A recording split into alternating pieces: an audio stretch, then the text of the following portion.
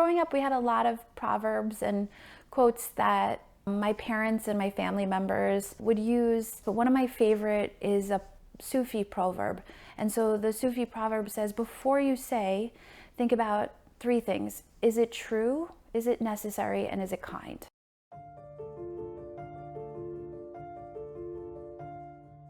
You don't necessarily have to sugarcoat things, but you have to know that you have to be kind to others and understand their perspective when speaking your words. In the way that you speak to them can be encouraging while acknowledging their conditions and circumstances.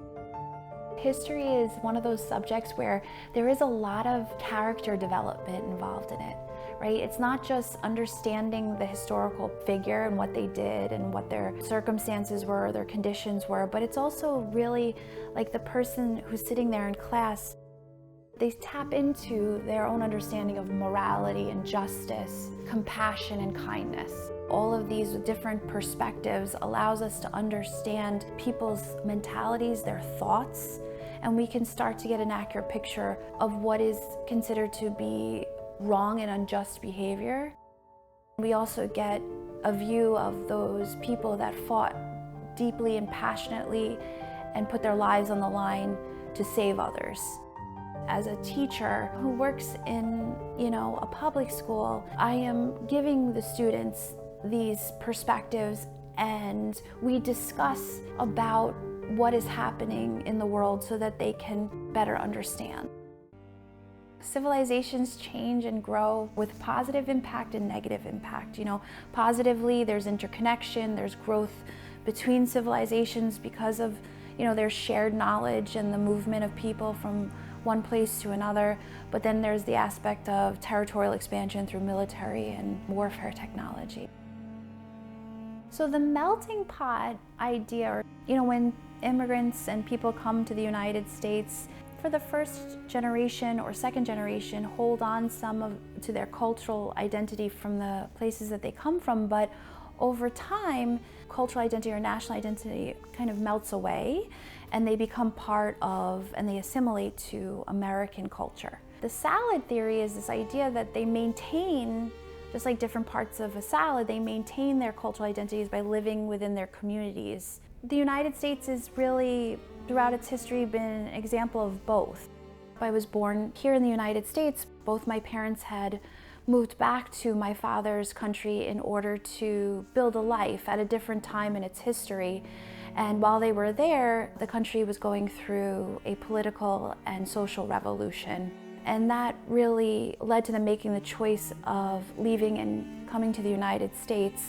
And so we came back to my grandparents' house here in Queens. As a result, I feel like when growing up, there was this disconnect between my father's culture and country because of the circumstances that took place, making it very hard for me to reach out to my family members and, talk to them not only about the national history, but mainly about my personal and family history. Understanding really the struggle that they went through in their lives while living in their home countries, and also the struggles that they went through coming to the United States and establishing their life here in the United States. I understood what it means to persevere and to endure. I understood that I had, very dedicated people in my past that worked really hard to give me the life that I have today. When we were going to school for teaching, our professors and our mentors said the teachers wear many hats, and we do. They need somebody who's real but also encouraging. We're often a parent in the classroom looking out for them, making sure that they're safe and they're healthy. A lot of times parents depend on us to really know their child, but also identify not only their struggles, but their strengths. There's so many new programs and tools that I'm constantly learning about and making time to learn it and then implement it. Not everything works out perfectly, no matter how much you plan. And we have to come up with ways in which we can teach the students best on limited resources. Sometimes it's a hard balance.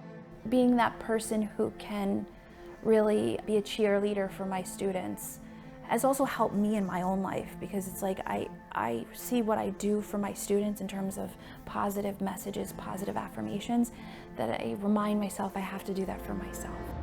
My parents, my husband, my son, I love them very much, and they were very important to me, especially my parents and my husband early on, going into teaching and having really tough days, really helping me stay focused on what I really truly wanted to do.